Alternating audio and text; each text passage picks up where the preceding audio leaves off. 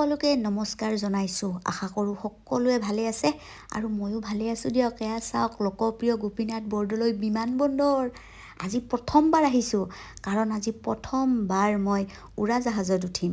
য়েছ গাইছ, আজি প্ৰথমবাৰ উৰাজাহাজত উঠিম। এয়া চাওক ট্ৰলিত পূৰা কাপোৰ ভৰ্তিকৈ লৈ আহিছোঁ। উৰাজাহাজত উঠি একদম ফৰকৈ উৰি কিনে আজি মই দিল্লী যাম। দিল্লী যোৱাটো ডাঙৰ কথা নহয়, মোৰ কাৰণে ডাঙৰ কথাটো হৈছে আজি প্ৰথমবাৰ মই উৰাজাহাজত উঠিম। কি মজা লাগি আছে। আৰু এয়াৰপৰ্টটো চাওক, এয়াৰপৰ্টত চাৰিওফালে পূৰা মজাকৈ চেকিং হৈ আছে। যিহেতু সেইদিনা 15 আগষ্ট আছিল, 15 আগষ্টৰ দিনা মই উৰাজাহাজত উঠিম। বাহ কি মজা লাগিব। আৰু চাওক এয়া মই বিমানবন্দৰতো মোৰ ছাবস্ক্ৰাইবাৰ লগ পাই গ'লোঁ, ফটো তুলিলোঁ, মজা লাগিল। আৰু চাওক নাওমেন টিকলো বেগবিলাকো পূৰা চেকিং কৰিছে। সেইকাৰণে ভালো লাগিল দেখি যে ইমান চিকিউৰিটি। আৰু এই চাওক এই সাধাৰণ কেক এক পিছত 200 টকা গাইছ। 200 টকা দি মই খালোঁ দিয়ক, আৰু কি কৰিম, যিহেতু আজি উৰাজাহাজত উঠিম। 200 টকীয়া কেক খাই ল'লোঁ। ক'বা নোৱাৰোঁ সেই পিচ কি ইমান ইম্পৰ্টেণ্ট কেক। আমাৰ কিন্তু ঘৰৰ ওচৰৰ দোকানত এনেকুৱা কেক এক পিচ 10 টকাতে পায়। যিয়ে নহওক আদা দিয়া চাহ খালোঁ। আদা দিয়া চাহ কাপত কিন্তু 180 টকা আছিল। বাৰু যিয়ে নহওক খাই ল'লোঁ। খাই লৈ চাওক এইখন দেখিছি না, সেইখন উৰাজাহাজত আজি মই উঠিম। বা কি যি ভাল লাগি আছে দেখি। সেয়া যাই আছোঁ। এতিয়া আৰু একবাৰ দুইবাৰমান চেকিং হ'ব।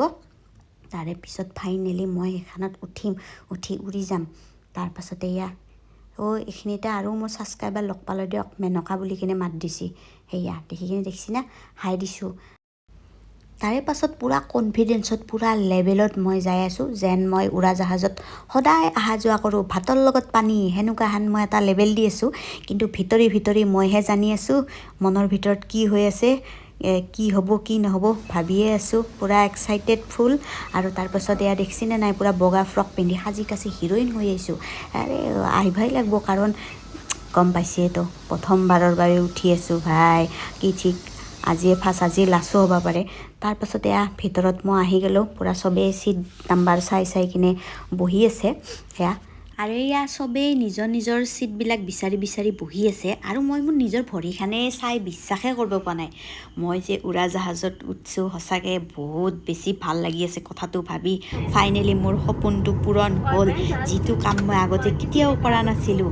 জীৱনত প্ৰথমবাৰ উৰাজাহাজত মই উঠিলোঁ। বাহ মজা। চাওক লাহে লাহে উৰাজাহাজখন উৰি আছে, মানে লৰি আছে মাটিতে। আৰু চিট বেল্ট বান্ধি ল'লোঁ মই।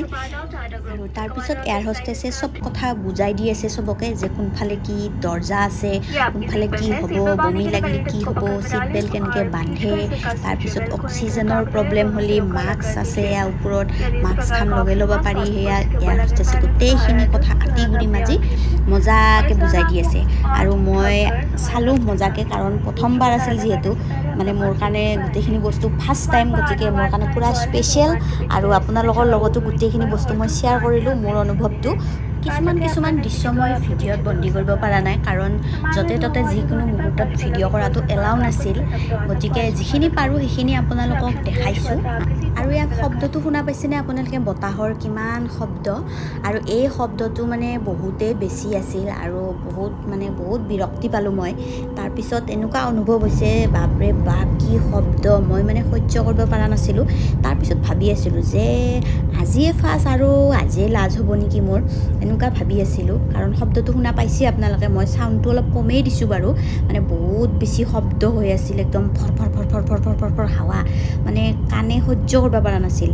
যিয়ে হওক, তাৰপিছত এয়া চাওক এয়া মাটিত যাই আছে। তাৰপিছত উৰি যাব আৰু আকাশত। সৰু থাকোঁতে যেতিয়া দূৰৰ পৰা দেখা পাওঁ এনেকৈ উৰাজাহাজ যায়, মই এনেকৈ হাতেদি বাই দিওঁ। সেই কথাটো মানে মোৰ মনত পৰি আছে। আৰু মই ভাবোঁ উৰাজাহাজত থকা মানুহে মোক দেখা পাইছেনে, মই যে বাই দি আছোঁ, মোক দেখা পাইছেনে। মই সেই হিচাপত মই চাই আছোঁ যে তলৰ পৰা কোনোবাই বাই দিছে নেকি বুলি কিনে মই পূৰা চাই আছোঁ, কিন্তু এটাও মই মানুহ দেখা পোৱা নাই। তাৰপিছত এয়া ফাইনেলি উৰিল, আকাশত উৰি গ'লোঁ মই। মোৰ হেঁপাহ এটা পূৰণ হ'ল। আকাশত উৰাজাহাজত উঠা হেঁপাহটো পূৰণ হ'ল। আৰু মই চালোঁ ঘৰ চৰবিলাক একদম সৰু দেখা পাইছে, নদী চদীবিলাক সৰু। আৰু কোনো মানুহে সেনেকৈ বাই চাই দিয়া নাই, দিছি যদিও দেখা পোৱা নাই দিয়ক। আৰু তেতিয়া মই গম পালোঁ আৰু যে মই যে সৰুতে এনেকৈ বাই দিওঁ উৰাজাহাজ দেখা পালি, মানে মোকো কোনো দেখা নাপায়। যিসকলে উৰাজাহাজত উঠি পাইছে আৰু আজিকালিতো এইটো সাধাৰণ কথা হৈছে দিয়কচোন, সকলোৱে উৰাজাহাজত উঠি পাইছে বাৰু, যি নহওক মোৰ দৰে আৰু কোনোবা কোনোবি আছে দিয়কচোন, 10% হ'লেওতো আছে যোনে আজিলৈকে মানে এনেকৈ উৰাজাহাজত উঠি পোৱা নাই। তো তেওঁলোকক মই ক'ব খোজোঁ, ইমানো ভয় নালাগে, একো ডাঙৰ কথা নহয়। ফাৰ্ষ্ট টাইম উৰোতে অলপমান বুকুখন চিৰিংকৈ মাৰে, তাৰপিছত বাৰু একো নৰ্মেল হৈ যায়। এয়া মই চাওক হেডফোন লগাই লৈছোঁ, কাৰণ মই এই শব্দটো মানে একদম সহ্য কৰিব পৰা নাই, সেইকাৰণে হেডফোন লগাই লৈছিলোঁ, গান শুনি আছিলোঁ। তথাপিও কিন্তু শব্দটো বহুত বেছি আহি আছিল। তাৰপিছতে এনেকৈ প্লেনত আপোনালোকে মেগী বা কফি, জুচ, ড্ৰাই ফ্ৰুট, খিচমিচ এনেকুৱা কিবা কিবি কাজু চাজু খাব ইচ্ছা কৰিলে খাব পাৰিব। মই ৰাতিপুৱা একো খায়ে অহা নাছিলোঁ, সেইকাৰণে কাপ মেগী খালোঁ আৰু লেমন জুচ খালোঁ, যিহেতু মাথাটো অলপ জিন কৰি আছিল। আৰু এইফালে বাহিৰৰ ফালে চাইছোঁ, পূৰা আকাশ দেখা পাইছোঁ, একদম বগা বগা আকাশ, তাৰ বাহিৰে একো নাই আৰু পূৰা ধাৰাসাৰ শব্দ।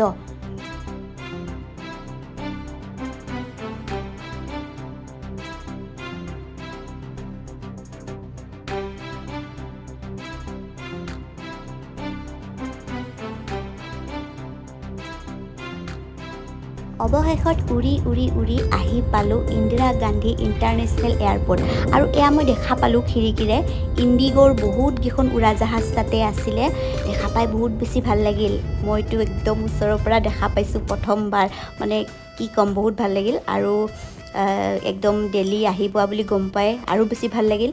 2 ঘণ্টাত আহি পালোঁ। ট্ৰেইনত আহিলে বোলে 27 ঘণ্টা লাগে, মানে গুৱাহাটীৰ পৰা দিল্লীলৈকে। আৰু যিহেতু মই প্লেনত ফুৰকৈ উৰি গ'লোঁ, 2 ঘণ্টাতে আহি পালোঁ আৰু বহুত বেছি ভাল লাগিল। আৰু এতিয়া দিল্লী ফুৰিম। বাকী আপোনালোকক জনালোঁ যে মোৰ প্ৰথমবাৰ উৰাজাহাজত উঠা এক্সপিৰিয়েঞ্চটো, মানে অনুভৱটো কেনেকুৱা আছিল, আপোনালোকৰ লগত শ্বেয়াৰ কৰিলোঁ। আৰু আপোনালোকে ভিডিঅ'টো চাই কেনেকুৱা পাইছে জনাব। আৰু এইটো দেখা পাইছেনে, এইটো এতিয়া ডাইৰেক্ট প্লেনখনৰ লগত জইন হৈ যাব। জইন হৈ গৈ এইফালেদি মানুহবিলাক নামিব, মানে ময়ো নামিম দিয়কচোন। আৰু এয়া দেখিছে, লেণ্ডিং হৈ গ'ল।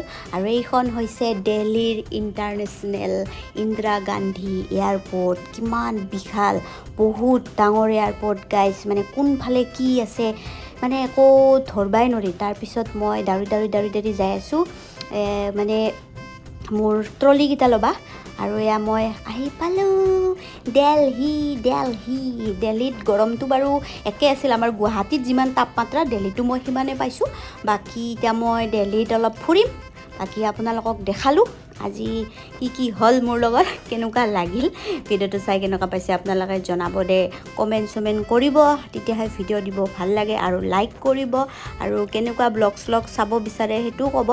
আৰু দিল্লীত ক'ত গ'লোঁ, কি ঘূৰিলোঁ, কি হ'ল, কি কিনিলোঁ, গোটেইখিনি বস্তু মই আপোনালোকক যিমান পাৰোঁ দেখাবৰ কাৰণে চেষ্টা কৰিম।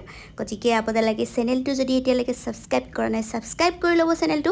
আৰু সকলোৱে শেষত এটাই কথা কওঁ, সকলোৱে ভালে থাকক। Bye bye guys.